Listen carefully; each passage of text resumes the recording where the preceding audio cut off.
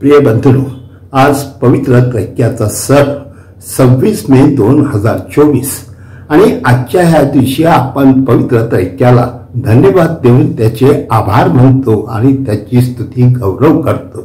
प्रिय मित्रांनो, प्रभू येशू ख्रिस्ताने परमेश्वर हा पिता, पुत्र आणि पवित्र आत्मा हे त्रैक्य आहे हे त्याने आपल्या शिष्यांना शिकवले। शिष्यांनी ते लिहून काढले। त्यानंतर काही वर्षानंतर जे धर्मपंडित आले त्यावर त्यांनी चिंतन करून त्याच्याविषयीची एक शिकवण किंवा सिद्धांत त्याने तयार करून ख्रिस्त सभेला अधिकृतपणे शिकवण दिली आणि त्यानुसार आज आपण हे सिद्धांत मान्य करून त्याप्रमाणे जीवन जगतो, परमेश्वराला त्रैक्य म्हणून त्याचा स्वीकार करतो। आज जेव्हा आपण ख्रिस्त सभेची प्रार्थना करतो, प्रत्येक प्रार्थना ह्या त्रैक्याच्या नावानेच आपण सुरुवात करतो आणि म्हणून पवित्र ख्रिस्ताची खून जेव्हा आपण काढतो तेव्हा आपण पवित्र त्रैक्याला सन्मान करतो। त्याबरोबरच आपण लक्षात ठेवा, प्रभू येशू ख्रिस्ताचा जेव्हा बाप्तिस्मा झाला त्या बाप्तिस्माच्या वेळेस देखील आकाशातून वाणी झाली आणि पवित्र आत्मा कबुतरासारखा प्रभू येशूवर उतरला आणि त्या ठिकाणी घोषणा झाली, हा माझा परमप्रिय पुत्र आहे, ह्याचे तुम्ही ऐका।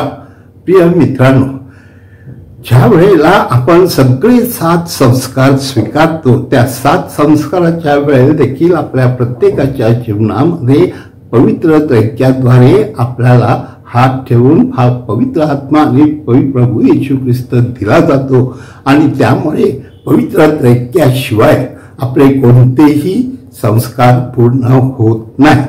प्रिय मित्रांनो, हे सुद्धा आपण लक्षात ठेवूया की ज्या वेळेला दूताचा संदेश पवित्र मरीला आला त्यावेळेला परमेश्वराने तो दूत आणि पवित्र आत्मा पवित्र मरीकडे पाठवला आणि त्यावेळेला त्या दूताने पवित्र मरीला दर्शन दिलं। परत माझ्या प्रिय बंधूंनो, त्याच वेळेला पवित्र आत्मा तिच्या जीवनात आला आणि तिच्या गर्भाशयात त्याने गर्भ निर्माण करून ख्रिस्ताला जन्म दिला। म्हणजे ह्या सगळ्या गोष्टीमध्ये आपण समजतो की हे पवित्र त्रैक्य त्या ईश्वर प्रेरित आहे, ईश्वर अपेक्षित आहे आणि म्हणून त्यावर आपण विश्वास ठेवला पाहिजे। आणि म्हणून आजच्या पहिल्या वाचनात देखील आपल्याला सांगण्यात आले आहे की तो परमेश्वर हा खरा देव आहे आणि त्याच्याशिवाय दुसरा देव या जगात नाही आणि नसावा। म्हणून आपल्या प्रत्येकाच्या जीवनामध्ये जे आपले छोटे छोटे देव आहेत, मग त्यानुसार की आपले ते छंद असो, वाईट सवयी असो, ते सगळे देव आपण नष्ट करून फक्त त्रैक्य हाच माझा परमेश्वर आहे असं समजून पवित्र आत्म्याच्या सानिध्यात आपण राहणं हे आज आवश्यक आहे। हा परमेश्वर पिता आहे, तो परमेश्वर आपल्याला जन्म देतो आणि विशेषतः तो दयाळू आणि क्षमाळू आहे, तो दयेचा आणि क्षमेचा सागर आहे हे आपण विसरता कामा नये। म्हणून त्याचं प्रेम, त्याच्या प्रेमाने तो जन्म देतो आणि त्या प्रेमानुसार तो आपल्याला घडवतो, ह्या जगात सगळं काही आपल्याला पुरवतो आणि म्हणून त्या परमेश्वर पित्याची आपण स्तुती केलीच पाहिजे।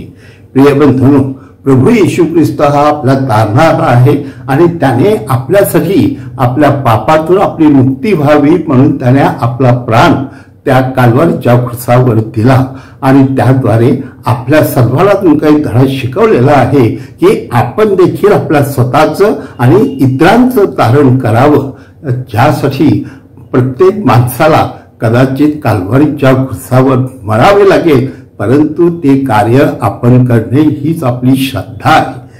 त्याबरोबर पवित्र आत्मा जेव्हा प्रभू येशू ख्रिस्त त्या पवित्र आत्म्याला ह्या शिष्यावर पाठवतो तेव्हा त्या शिष्यामध्ये कमालीचा बदल होतो, त्यांच्यात प्रेरणा येते, त्यांच्यामध्ये भरपूर शक्ती निर्माण होते, ते निर्भय बनतात आणि त्याद्वारे त्यांची प्रेरणा, शक्ती सगळं काही जे मिळतं त्यामुळे ते ज्या गतीने कार्याला सुरुवात करतात त्या गतीने प्रभू परमेश्वराने त्यांना ते सामर्थ्य देऊन त्याद्वारे त्यांचं जीवन बदललेलं आहे। आणि म्हणून हा पवित्र आत्मा प्रत्येक वेळेला आपल्या बरोबर असतो। 7 साक्रामेंताच्या वेळेला असतो, ज्या वेळेला आपण खून काढतो त्या प्रत्येक वेळेला देखील तो आपल्या बरोबर असतो। म्हणून आपण हे विसरून चालणार नाही की माझ्यामध्ये पवित्र त्रैक्य आहे ते मी जपायला हवं आणि ते वाढवायला हवं आणि त्यांची जी कृत्य आहेत, जसा पिता दयाळू क्षमाळू प्रेमळ आहे तसं मी दयाळू प्रेमळ क्षमाशील असलं पाहिजे आणि त्याप्रमाणे ख्रिस्तासारखं तारण कार्य मी देखील केलं पाहिजे आणि पवित्र आत्म्यासारखं प्रत्येकाला पवित्र करणं आणि प्रत्येकाला जीवन देणं, प्रत्येकाला प्रेरणा देणं हे माझं कर्तव्य आहे आणि म्हणून या कार्यासाठी परमेश्वर मला पाठवत आहे. मी परमेश्वराचे आभार मानतो की त्याने मला हे पवित्र त्रैक्याचं रहस्य समजून दिलेलं आहे आणि त्याप्रमाणे मी ह्या त्रैक्यातील प्रत्येक व्यक्तीवर प्रेम करतो आणि ते टिकावं म्हणून तो परमेश्वराकडे प्रार्थना करणं हे माझं कर्तव्य आहे.